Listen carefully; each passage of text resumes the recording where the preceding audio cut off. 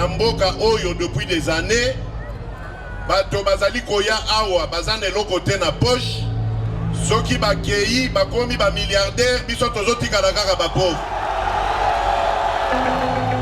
With demand for electric vehicles on the rise, we know we have an important role to play in providing the market with high-quality, responsibly sourced material.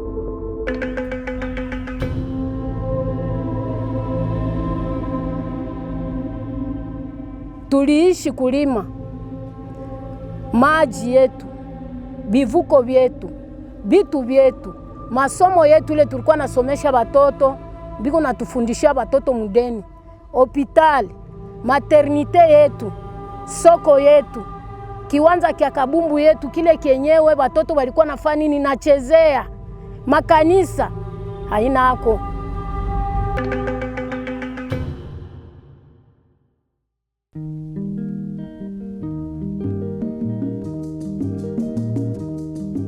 Kolwezi, the capital of the Lualaba province, is a mining city in the south of the Democratic Republic of the Congo. For over a century, mining has been at the center of everyday life here. But more recently, large industrial mining projects, extracting cobalt and copper, have been expanding at an incredibly rapid pace. To make way for these vast open-pit mines, residents are being forcibly evicted from their homes and farmland. In some cases, entire neighborhoods have quite literally been erased from the map.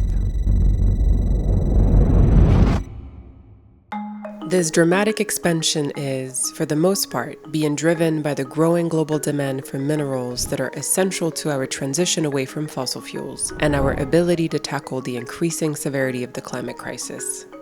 In particular, cobalt, which is typically mined and processed alongside copper, is required in the manufacturing of lithium-ion rechargeable batteries that power everything from mobile devices to electric cars, and enable the storage of energy generated by renewables such as wind and solar power. This rare mineral exists in only a few places on the planet, one of which is right here, under the busy streets and farmlands of Kolwezi. In fact, the cobalt reserves found here hold more than the rest of the world combined.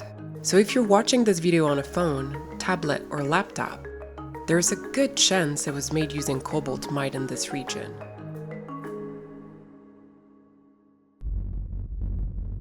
Congo, Congo nde mboka, mboka ngo mokengeli koi, mboka ngo mokengeli leopard. Kolwezi is one of the biggest cities in the Central African Copper Belt that stretches from southern DRC to northern Zambia. While mining has shaped the city's landscape, livelihoods, and culture, bringing roads, housing, sanitation, and employment, it has also brought many harmful consequences. The DRC's abundant natural wealth has meant a long history of foreign companies extracting and exporting gold, diamonds, uranium, copper, tin, and countless other minerals at the expense of the Congolese people. King Leopold II of Belgium notoriously claimed the country as his private property in 1885, subjecting the population to forced labor to harvest rubber for the machine components and car tires that drove industrialization across Europe and North America. This reign of deliberate and systematic brutality, combined with famine and disease, led to the preventable deaths of as many as 10 million people, over half of the country's population at the time. 100 years later, the global economy, with the electric car industry at the center, is undergoing a new transition that is heavily reliant on the DRC. And once again, foreign interests in pursuit of enormous financial gains are willfully ignoring the human suffering at the beginning of the supply chain, often with consent from the DRC government.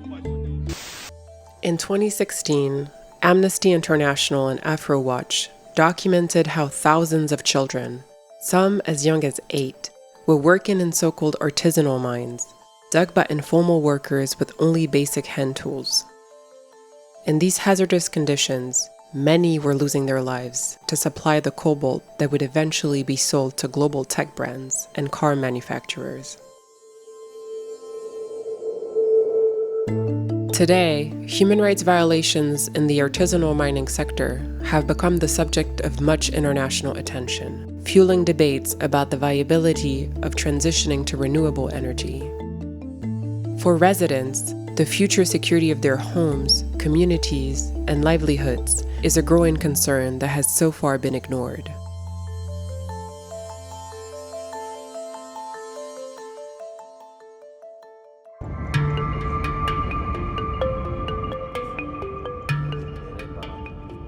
Toutes les maisons que tu vois derrière nous ont été détruites. Ici, c'était chez ses voisins déjà, parce que quelque part là, vous avez la limite. My name is Candy Ofime, and I'm a researcher on the climate justice team at Amnesty International.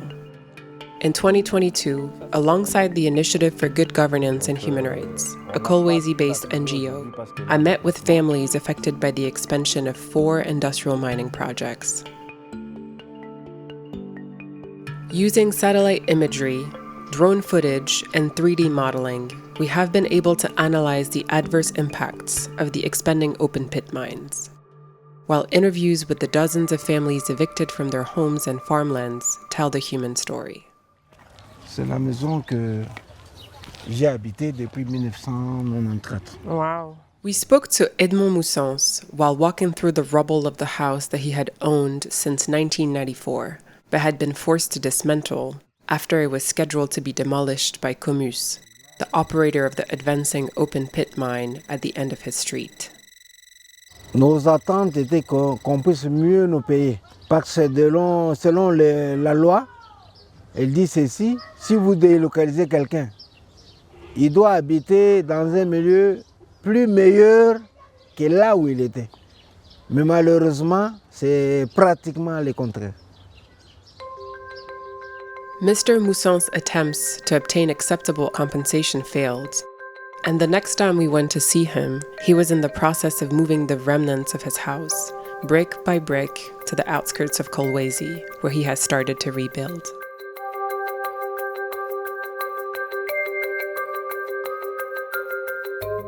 Mr. Mousson's story is typical of many of the mining-impacted residents we spoke to. In fact, the expansion of 3 out of the 4 mining projects we investigated had led to forced evictions conducted without the sufficient application of legal standards under Congolese and international human rights law. In cases where the mining companies resettled residents in substitute housing, evictees had to endure income loss, poor sanitation, or water and electricity shortages.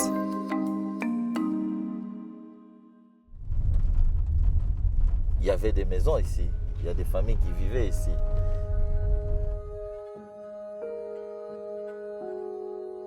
But sadly, this is only half of the story. Some of the people we spoke to had experienced far worse. In some of the cases we heard, forced evictions had been accompanied by horrific acts of violence. Mukumbi, a settlement to the northeast of Kolwezi, was razed to the ground, disappearing from satellite imagery entirely, to be replaced by a processing plant built by Shemaf, a mining operator owned by a private company based in Dubai. Kanini Maska, a former resident of Mukumbi, told us how her family, along with many former residents, were brutally evicted from their homes by the Congolese Republican Guard, a military unit in charge of protecting the country's president. Sasa tunakuwa najiuliza, kumbe kunakuwa vita, kumbe kunakuwa nini? A partir ya pale unajua soda na bunduki na sheba villageois bakumashamba tunashikia boka. Tunatetemeka wakati biko nachoma manyumba. Joseph Kitenge, another former resident of Mukumbi, cares for his niece, who was left with scars after being badly burned by the fire set during the raid. Mi muzazi, kuko nyumba ile balinichomea na mabintu yangu. Ile ni droit yangu, nitalomba droit yangu ke societe anapasha kuniripa. Me kupari ya mtoto muvila na sufrir. We also spoke to Kabibi, whose real identity we are protecting. She told us she was brutally gang raped by 3 soldiers after she attempted to get to her crops, which had been blocked by military forces patrolling the nearby mine. The mine operator, Metalkol, is a subsidiary of the Kazakh company Eurasian Resources Group. Mirishikiaga ni malari, mirishikiaga malari. Mwili yote mzima, kichwa kinajinguluka hivi. Njumishi yaonaga bile bintu bya vile maisha yangu hata mkizazi ketu kutufanikia bile bintu bya vile. Makuta yenyewe baturipe hiyo sasa tunafisha kote, baturipe kwa makuta tuone kwa damu na kuishi na batoto kwa masomo. Today, the manufacture of one electric vehicle requires just over 13 kilograms of cobalt. With production dramatically increasing, some experts are predicting a 6-fold rise in global demand for cobalt by 2040 from the electric vehicle industry alone. Vast quantities of valuable minerals will flow from the DRC, generating great wealth for the shareholders and executives of the mining companies.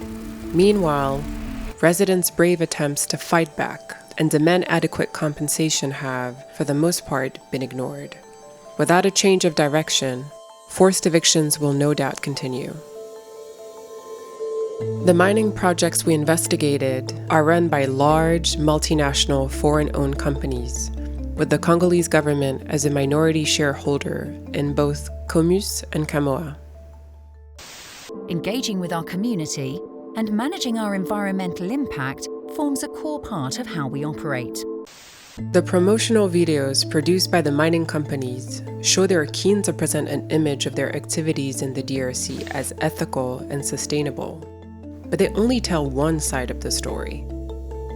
The mining-impacted residents that we spoke to offer a very different perspective that we think the world should hear. In response to our report, some of the claims made by residents have been contested by the mining companies. Comus responded by stating they ensured procedures and processes are valid and compliant with regulations.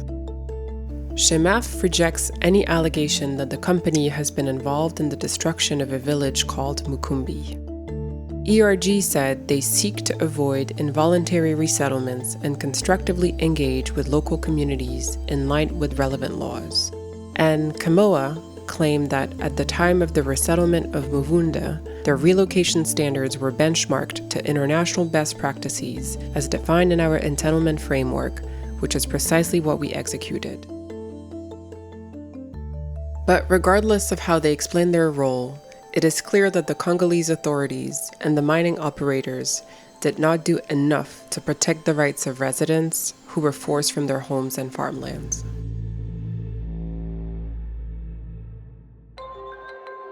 Two years after taking office, President Tshisekedi visited Kolwezi and expressed his concern at the lack of benefits for residents, given a speech in which he claimed, "I cannot accept that investors win and that Congo loses." He has also called the DRC a solution country to the climate crisis due to its large reserves of energy transition minerals, peatlands, and rainforest. But he has so far shown a lack of political will to tackle the adverse human rights impacts of industrial copper and cobalt mining in the region. President Tshisekedi and the DRC government face a critical choice: to allow mining companies to continue to fill the deep pockets of their shareholders at enormous human cost, contributing a new chapter to the country's history of exploitation by foreign corporate interest, or commit to becoming a world leader in climate justice, proving that the protection of human rights is possible, particularly for communities that live in the shadow of large industrial mines. Now, more than ever, the world needs the DRC's rare mineral wealth to help build a zero-carbon future for all. But the rights of communities must not continue to be sacrificed in pursuit of this goal. Join us in calling on the DRC government, multinational mining companies, and their investors to end forced evictions at cobalt and copper industrial mines and put human rights first. on Cobalt-powered mobile devices. The world is watching.